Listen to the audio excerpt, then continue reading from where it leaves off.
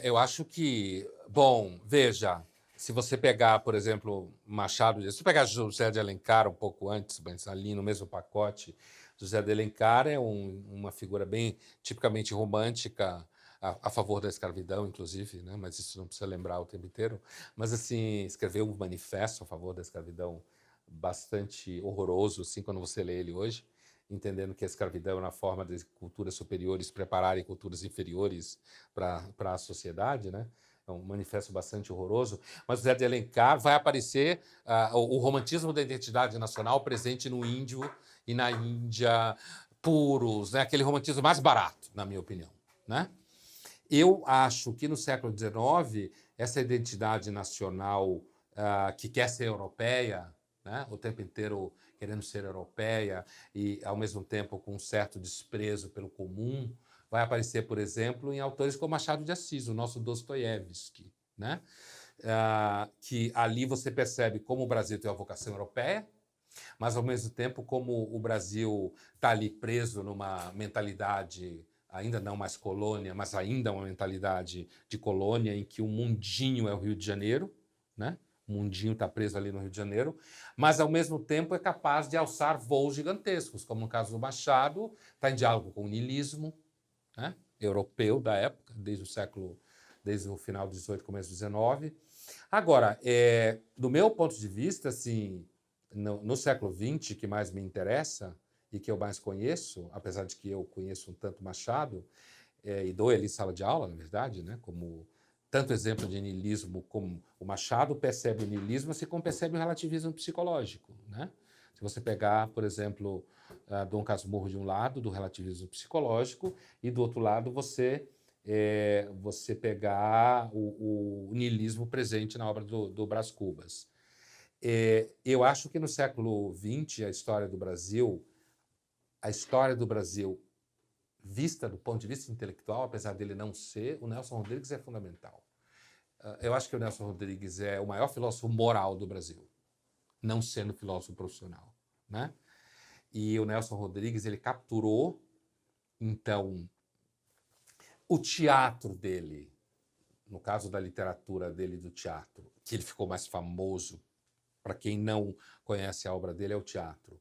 Ele é o modernizador do teatro, né? A primeira peça dele, Vestido de Noiva, montada pelo Ziembinski nos anos 40, no Rio de Janeiro, é uma peça que vai trazer esses elementos de várias temporalidades dentro do mesmo texto e da mesma montagem, e ao mesmo tempo vários níveis psicológicos do drama, né? Dentro dos mesmos personagens, níveis psicológicos distintos. Então, por isso o Nelson é considerado o dramaturgo modernizador da dramaturgia brasileira. Alguns dizem o criador da dramaturgia brasileira, né? Então, só que o teatro dele, do Nelson, o sentimento, ele o universalizou, tornou público essa ideia de vira-lata, né? Do brasileiro com o complexo de vira-lata. Eu acho que o Nelson ele captura uma percepção antimoderna no sentido da história da filosofia, que é, você olha na história da filosofia, o Sábato Magaldi, que é um grande crítico de teatro, chamava o Nelson de o jansenista brasileiro. O que significa chamar o Nelson de jansenista brasileiro? O jansenismo é um movimento do século XVII, principalmente francês, né? Que é extremamente pessimista em relação à natureza humana, porque entende a natureza humana vítima de desejos incontroláveis. Próximo do calvinismo, não vou me aprofundar nisso, aliás, isso foi meu objeto de doutorado na história da filosofia, foi exatamente esse movimento, e o Pascal. Mas quando o Sábato Magaldi chama o Nelson de jansenista brasileiro, e eu concordo com ele, se referindo antes de tudo ao teatro, eu concordo com ele, o Nelson capturou essa natureza humana presente no subúrbio carioca, né? Da mulher que não goza e se veste de vagabunda e vai para a lotação para trazer um cara que coma ela encostada no poste, certo? Por quê? Porque a modernização destrói o desejo, né? e nesse sentido o Nelson é parente do romantismo, como já tem muitos trabalhos que mostram aí, captura o mal-estar da modernização, esse sentimento de esmagamento do sujeito, transformando ele só em algo produtivo, né? Tem que produzir, produzir, produzir. Então, acho que tem esse Nelson do teatro, não é só no teatro, nos contos da vida como ela é, ele também aparece, né? Então, o Nelson, ele trai a tentativa de um Brasil que se diz moderninho, um Brasil que se diz organizado moralmente, e continua traindo até hoje, né? Porque há alguns anos atrás eu fiz uma coluna, não lembro que ano foi, em que eu citava uma coluna do Nelson. O ano da coluna do Nelson eu lembro, foi 67, eu não lembro o ano da minha coluna. Mas em que ele comenta um ensaio do Vestido de Noiva, uma remontagem do Vestido de Noiva, a coluna é de maio de 67, em que ele fala de como as atrizes, enquanto não tivessem vivido sua prostituta, elas não seriam atrizes completas. E aí ele faz aquela hipérbole, o Nelson usava tipo do autor que usa o argumento hipérbole, né? Ele faz uma volta exagerada para dizer o que ele quer, e aí ele começa. A atriz gritava, eu quero ser a prostituta, a professora gritava, eu quero ser a prostituta, a dona de casa gritava, eu quero ser a prostituta, e no final ele dizia, a prostituta não é a profissão mais antiga, é a vocação mais antiga da mulher, né? E isso deu um pau quando eu discuti isso na coluna. Na verdade, o foco não era esse. Não era esse. Isso virou... O foco era Camus, não era Nelson. Né? E virou um auê nessa vocação contemporânea que a gente tem de destruir opiniões e dizer que elas estão dizendo outras coisas do que elas estão, comum da nossa época, que é um tipo de censura brotando das bases, é o que a gente vive hoje, né? Uma censura que brota das bases.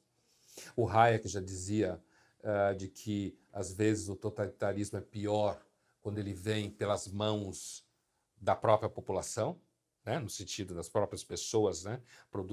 Podem produzir sistemas bem mais totalitários do que a gente imagina.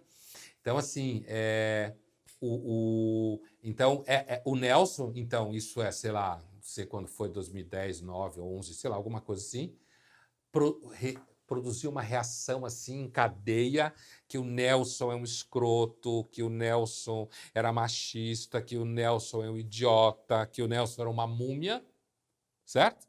Então, eu acho que o Nelson, hoje, ele produz mais escândalo do que nos anos 60. Primeiro porque hoje a informação circula mais do que nos anos 60. Mas o Nelson capturou muito bem um retrocesso da atividade intelectual brasileira. E ninguém sabe dizer por quê. Eu já tive alunas que estudaram. O Nelson tem uma compreensão muito clara do jansenismo, sem nunca dar nenhum indicativo. A única fonte que ele cita é Dostoiévski, né? Mas ele capturou muito bem nos anos 60 um certo ethos da intelectualidade brasileira, que é um ethos de negação da condição brasileira e da condição humana, que é a negação, que é acreditar na redenção política. Então, eu acho que eu não acredito em processo histórico, eu não acredito em evolução histórica, não sou nem um pouco hegeliano. Minha teoria da história está mais para Tolstói em Guerra e Paz do que qualquer outra coisa. A história é um nada, certo? A história não está indo para lugar nenhum. Não acho que tenha nenhum sentido na história. A história são fenômenos que acontecem aqui e ali, depois alguém lê e encontra algum significado a posteriori, mas não acho que a história, enquanto tal, está evoluindo para lugar nenhum, certo?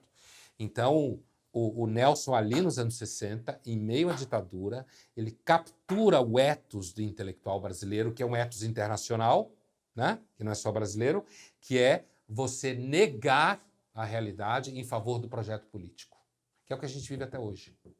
A gente vive isso até hoje na maior parte dos intelectuais brasileiros. Você nega a realidade em nome do projeto político. Diz que a realidade não existe, que as pessoas não agem daquela forma, né? As pessoas não são infelizes porque elas não conseguem gozar, no caso do teatro do Nelson, grosso modo. As pessoas não têm uma sexualidade enlouquecida. A nudez castigada não dá mais tesão do que a nudez liberada. O Nelson sacou que a liberação sexual ia levar à broxação geral já nos anos 60, né?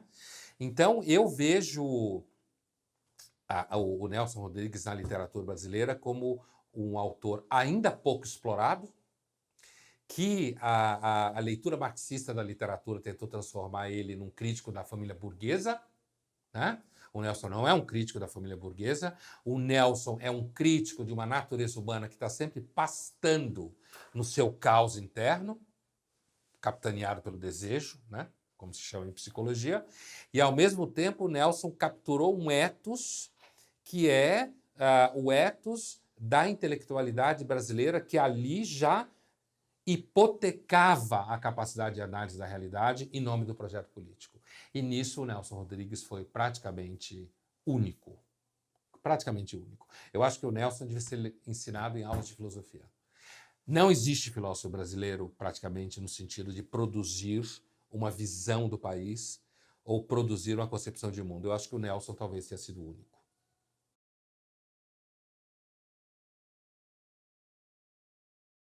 Eu acho que quando você... Veja, o cinema brasileiro até hoje, uma parte dele é pornochanchada, né? Uma parte dele. É muito comum se dizer que a pornochanchada respondeu a uma identificação brasileira de que era o país onde todo mundo transava com todo mundo. Né? Então, uma certa análise da identidade brasileira numa chave carnavalesca. Né? E que, portanto, a pornochanchada seria a materialização dessa chave carnavalesca da identidade nacional, que vai desde a Carmen Miranda, que nem brasileira era, né, portuguesa, mas assim, desde a Carmen Miranda até a pornochanchada. E até filmes que são produzidos hoje em dia. E aí, comeu? Né? Um filme da agora, né? Que é um pouco pornochanchada, mas não a pornochanchada, é claro, nós estamos em outra época. Então, eu acho que a pornochanchada, primeiro, é um momento em que você tinha pessoas que tinham dinheiro e produziram filmes e elas gostavam disso. E eu não vejo nenhum sentido maior nisso, entende? Quando eu estava falando da concepção histórica, eu, de fato, não vejo sentido na história. Né? Então, de repente, você junta pessoas, essas pessoas têm dinheiro e elas têm tara por alguma coisa e elas começam a fazer aquilo. Né? Mas, além disso, que eu acho que é a principal causa, a pornochanchada está bem engatada numa autopercepção carnavalesca do Brasil. E quando eu digo carnavalesco aqui, não é no sentido do carnaval, mas no sentido da análise que fazem a partir do Rabelais na Idade Média. Né? Os autores que discutem Rabelais, né? Esse entendimento a chave carnavalesca significa uma cultura que está fincada na noção de transgressão. Bagaceira, certo? No certo sentido, e transgressão. Né? Digamos, uma transgressão bagaceira. Né? E aí eu vejo a pornochanchada encaixada nesse lugar aí, que é uma das autopercepções do Brasil. Né? O Nelson, se você faz uma relação dele com a pornochanchada, quer dizer, o Nelson é um narrador dessa dimensão transgressiva do brasileiro e desidentificada com a moral na chave dramática, não na chave bagaceira, né, da pornochanchada.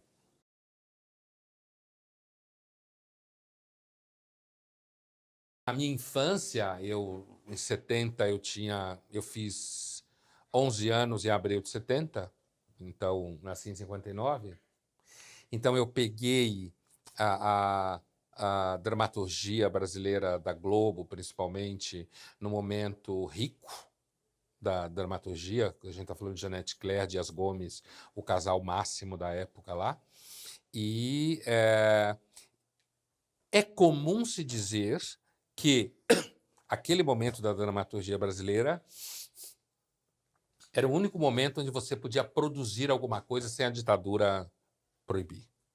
Porque a Globo fez um acordo com a ditadura e a ditadura, então, autorizava a Globo a produzir dramaturgia e, na medida em que a ditadura reprimia quase toda a produção cultural, você podia produzir novela. Eu não acredito nessa teoria, mas essa é uma teoria comum de se fazer. Né?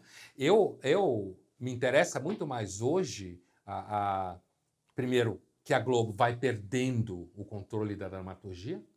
Você tem a Record, descobre um filão da novela. Eu acho que a novela tem a ver com o brasileiro gosta de contar história, o brasileiro sempre teve o hábito de ficar contando história um para o outro, e brasileiro não tem leitura. A leitura é uma coisa que chegou há pouco no mundo. A leitura é uma coisa que tem talvez 5 dias na história da humanidade. A espécie sapiens tem, fazer um número exagerado, 100 mil anos, a leitura aconteceu ontem. Então, a dramaturgia no Brasil é um indicativo da vocação ao vídeo. Nesse sentido, é um país do futuro, de certa forma. Né? E, assim, aquele gosto das vizinhas machadianas, certo? De ficar falando da vida alheia. Então, essa mentalidade brasileira de gostar, de ficar fofocando, conversando, que aparece na literatura, inclusive do Machado, aparece na literatura do Nelson.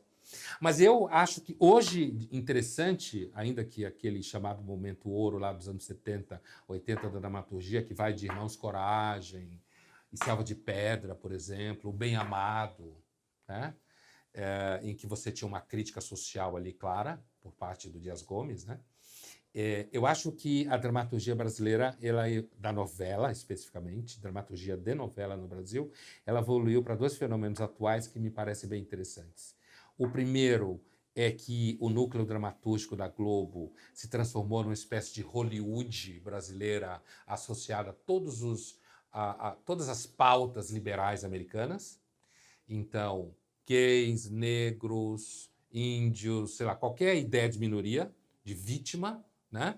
E me parece que o núcleo dramatúrgico da Globo hoje é um dos espaços mais importantes de pensamento da esquerda numa chave cultural, não necessariamente autoconsciente, mas na prática sim, né? E outro dia eu via um programa da Globo News em que a pauta do programa era como brinquedos sem gênero vendem. Ou seja, era uma propaganda da tese de que crianças não têm sexo, certo? Você vê aí claramente a revolução gramsciana funcionando na mentalidade, né? Ou seja, a tese de que não existe diferença sexual, o que eu acho uma bobagem, o que não significa que não tenham pessoas que podem ter práticas sexuais diferentes da maioria, ou que não existam componentes sociais e culturais de identidade, que existe em toda a identidade, componente, né, social histórico. Então, esse programa, ele mostrava claramente ali, olha, e o programa mostrava exatamente quem está vendendo brinquedo sem gênero está ganhando mais dinheiro. Logo, as crianças não têm sexo. Não tem gênero, como se fala, ou não tem sexo. Então, acho que ainda não foi identificado a Globo, que normalmente foi associada à ditadura, de repente ela se alinha com um pensamento de esquerda liberal americano, talvez porque justamente ela tem uma percepção de mercado muito grande, porque inclusive até a própria publicidade está migrando para essa posição.